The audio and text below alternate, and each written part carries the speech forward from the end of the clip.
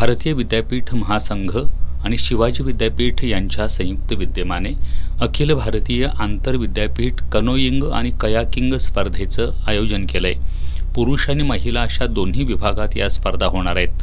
आजपासून 8 एप्रिलपर्यंत सांगलीतील स्वर्गीय वसंतदादा पाटील स्मृती स्मारक कृष्णा नदी घाटावरील रॉयल बोट क्लब या ठिकाणी या स्पर्धा होणार आहेत। विशेष म्हणजे महाराष्ट्रात ही स्पर्धा पहिल्यांदाच होतीये।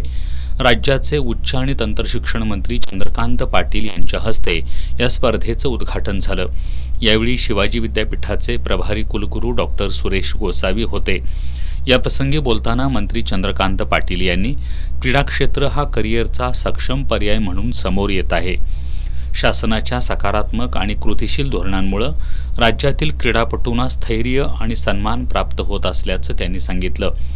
प्रभारी कुलगुरू डॉक्टर गोसावी यांनी शिवाजी विद्यापीठाला शिक्षण, संशोधन आणि क्रीडा क्षेत्रातील 6 दशकांची समृद्ध परंपरा लाभली असून क्रीडा क्षेत्रातही विद्यापीठ अग्रस्थानी असल्याचं नमूद केलं।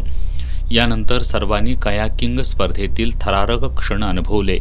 या स्पर्धेत देशभरातील 40 विद्यापीठांमधून 685 पुरुष आणि महिला खेळाडू सहभागी झालेत।